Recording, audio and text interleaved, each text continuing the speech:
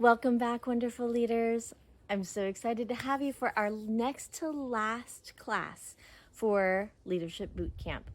In this class, we're going to be talking about how do you get unstuck. There are so many times when we just get stuck and it's not clear how to proceed. And this is one of those things where it need to integrate mind, body, and soul, or even at least identify which of those three might be the one at play in terms of why we are stuck. Number one, what happens when it's really big and it feels impossible? Let me tell you a story. There was a time when my husband and I were traveling in Rome. It was about 5 years ago. Our kids were much smaller. It was August, and it was the middle of a heat wave. Horrible heat wave, 105 degrees. On the day that we decided to go to Mount Vesuvius, it was 110. We were sweating, it was miserable, it was crowded. It was the main tourist season, so everybody was traveling. It was not my favorite trip. Although my husband and I kept saying to each other, wow, we love Rome. I wish we could come back when it wasn't peak season. And the first thought in my mind is, we can't. I'm a school principal. I have to be at school during the school year. My kids are in school. There's just no way. It seemed impossible. And then my husband asked a question. What if we could? What if we could travel during the off season? What might that look like? Let's just fantasize, pretend. So I said, okay, well, we can fantasize. But it was in that arena of fantasizing where I started to remove myself from the story I was telling, the story about my identity as a principal superintendent, the kids' identity as being in a regular classroom program. What if we could? What if I could take my job and make it time and location flexible? What if we could homeschool? What might that look like? And it opened my brain to the possibility. Which brings us to the tool that you can use in order to get unstuck when something feels so big. This is one of those things that's related to our soul. It's our identities that are in the way. When something's feeling really impossible, often it's because there's something in our identity and our story, the way that we define ourselves in the world, that is getting in the way. There was an exercise that I did during a workshop that was amazing by Ken Beery. And what he did was he had us write out a timeline of our life story on a piece of transparency film. And when you write out your timeline, you put in all of the dates that big things happened in your life, you can hold it up to yourself and read it like a piece of paper. And all of the words are right there. And if I put that in front of me when I'm looking out into the world, there's this mishmash of writing that's clouding my vision because I'm looking through the lens of my story. If I hold it away and separate myself from my story, just with a little bit of distance, if I can get myself a little bit removed from these pieces of my identity that seem so core, but maybe they can change, it allows me to think bigger. It allows us to look at what if we could travel in the off season. Another way to get unstuck, a way that we get stuck, is when we're a swirl of thoughts. I call that our stuck cycle. When I am wondering a huge, big question, and there's a lot of different factors at play, I swirl around between old thoughts and old ideas and old data, and I just go round and round and round. I call that my stuck cycle, where it's old ideas leading to old data, and round and round and round we go. My brain just kind of keeps rehearsing these same ideas and thoughts over and over and over. Oftentimes that happens when we have a big decision to make. Should I take this job, or should I take this job, or maybe some other job entirely? Is this the career path that I want? Which school should I send my kids to for high school? What should I do in this big situation where I have to make a decision? And suddenly the thoughts come swirling in. This is one of those things where it's a mind problem. Obviously, it's related to your thoughts and the different kinds of biases that you might have. The way out of a stuck cycle where you're circling between old ideas and old data is you go to an inquiry cycle. An inquiry cycle is one where you can generate new ideas and generate new data. And the way to do that, the way to begin, is to start talking to people. So for example, for all of the clients that I coach on career transition, my number one thing that I recommend them do is start talking to people. Start having informational interviews, formally or informally. Start talking. Find out, hey, this is something that I'm thinking about doing. This is what I'm interested in. What's out there? What do you know from your wisdom? Where do you think I could fit in? And what you've done is you've opened the door to generating some new ideas. When you're stuck in your own head, it's your own ideas, and that's all you've got in there. If instead you expand outward and start taking in new ideas from people that you are interested in, people that know you, people that trust you, or even new people altogether, you can generate new ideas and add those to the story.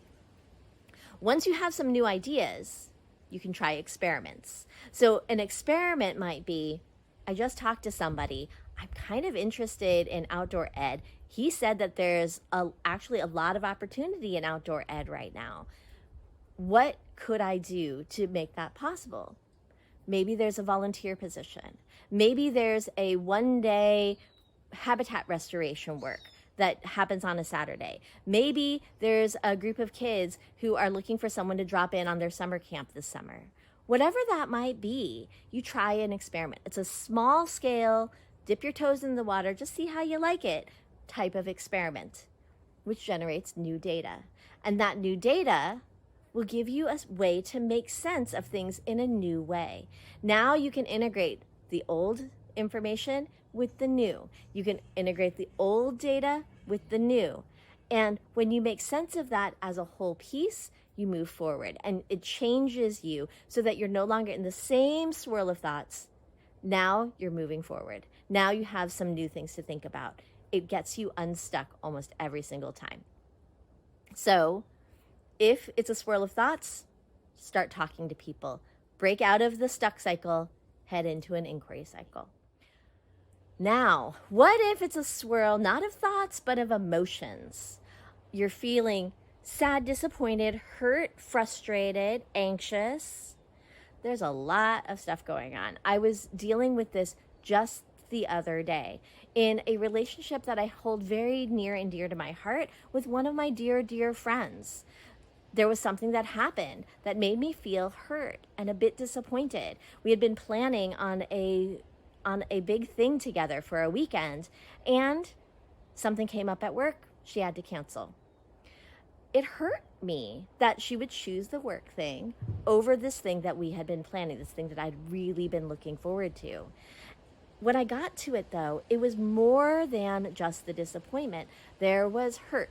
There was sadness, a shift in our relationship where work was coming into play and taking her away from the things that I thought was important. And when that happens, it can get us really stuck in, what do I do? How do I navigate this? Because all you do is you swirl around in that mix of weird, crazy emotion. The solution is a RAIN meditation, R-A-I-N. R stands for recognize, A stands for allow, I stands for investigate, N stands for non-identify. And I'll take you through each of those in turn. What recognize means is that you recognize the emotion that is there right now. What is that emotion? And you start to try to name it. In fact, what's really important about this part is that you try to name the emotions under the emotions. Oftentimes, the first emotion you feel, for me, with my friend, it was frustration. That first emotion may not be the real one. It took a little while to get below the surface, to recognize that disappointment was there, absolutely, but it was the one below the surface. Yes, I was frustrated with my friend, but it was because I was feeling really hurt and disappointed and a bit sad about where our friendship might go. And so when I was able to start identifying the emotions below the emotions and start to recognize them and name that feeling, it was able to start unlocking and getting me out of the swirl.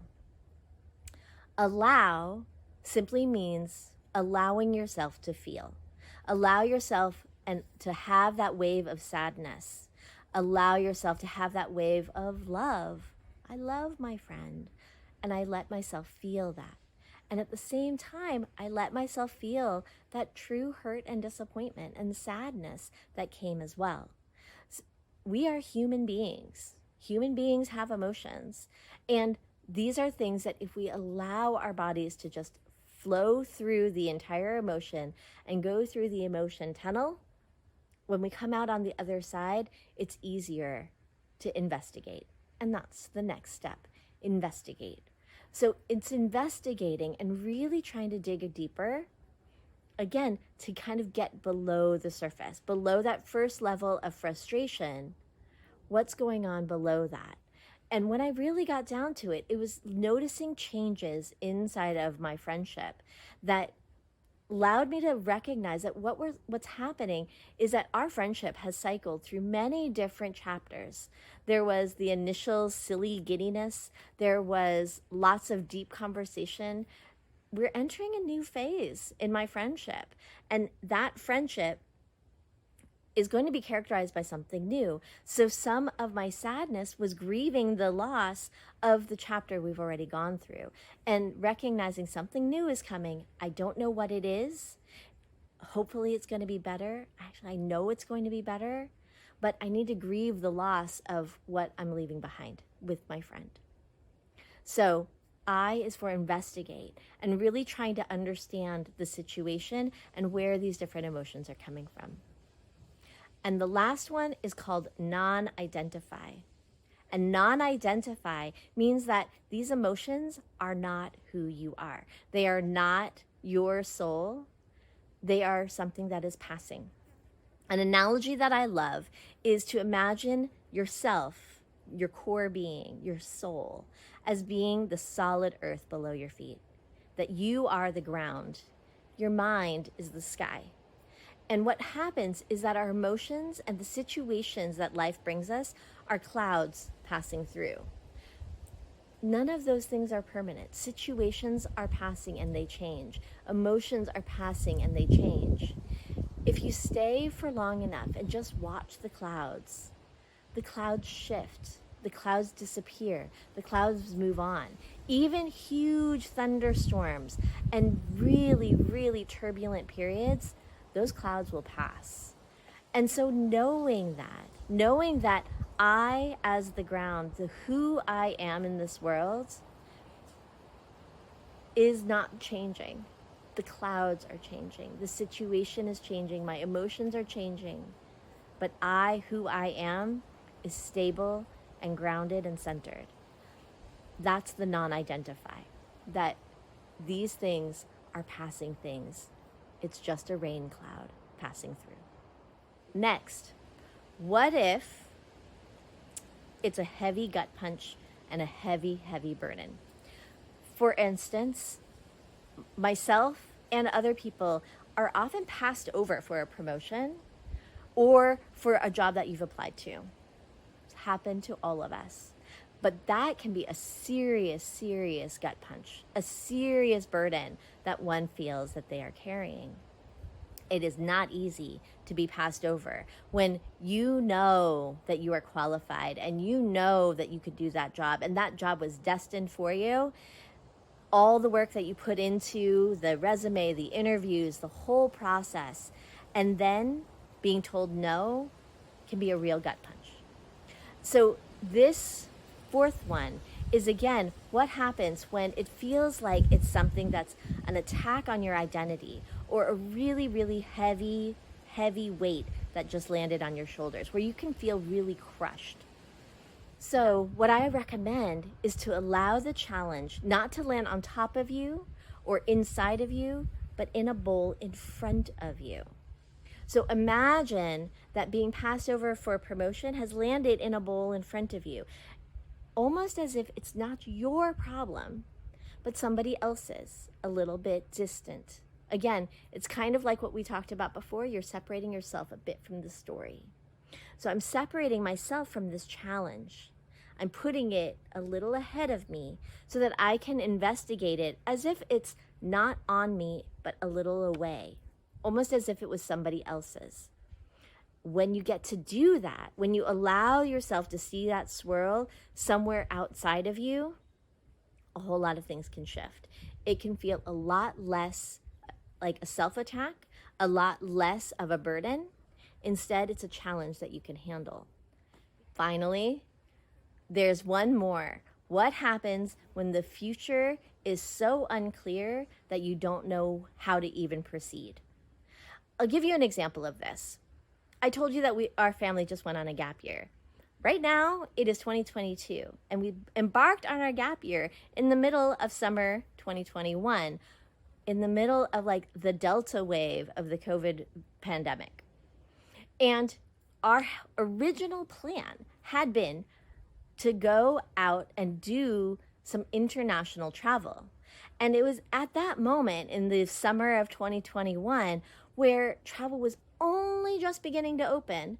And as travel was starting to open, there was a whole fear that everything was going to shut back down again as Delta was going to wave through.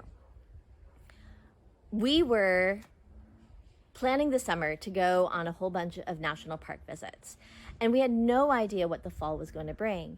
And we were kind of sitting there wondering and keeping on asking ourselves that question: what's the future going to hold? What are we going to do? How are we going to navigate this? And again, my husband had the best question for me. What if we just took things one step at a time? So instead of planning the entire fall, what if we planned just our very first next step? Something that we felt sure could happen, and then see where things went. And that was the stroke of genius that opened up a whole pathway that I call letting the path unfold, or that some people call flow. What my husband and I did was 6 weeks before we were going to leave for Europe, we booked tickets. And then another 2 weeks later, we picked a place to stay. And we had no return tickets. We had not a clear idea of when we were coming back or what we were going to do next. We just had that very first step. It was the tiny, actionable step that we could take forward towards the thing we wanted, which was an international experience. We booked tickets to the UK. And once we got there, we said, hey, this is actually okay. We can navigate this. Paris is open. What if after 3 weeks here, we go to Paris? And so we did. We bought tickets on the channel to go to Paris. We found ourselves an Airbnb and we went to Paris. And step by step, little by little, we let the path unfold. And it was a marvelous, beautiful trip. And really, really different than what we had originally thought and the way that I normally plan travel. And yet it was exactly what we needed, both as a family and also to navigate that huge uncertainty of what that future might bring. And those are the 5 ways to get unstuck. Remember, you can separate yourself from the story. You can shift from a stuck cycle to an inquiry cycle. You can try the rain meditation when the emotions are swirling. You can take the challenge and put it in a bowl. Or you can flow and let the path unfold. All of those are available to you. I would love to hear which one of these was the most resonant for you. Which one of these different techniques might be of interest for you to try and incorporate into your daily life as a way to get unstuck. That is what the question is for the discussion. Please put that in the discussion.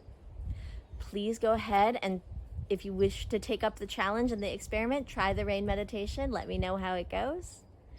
Thank you, wonderful leaders. I'll see you next week.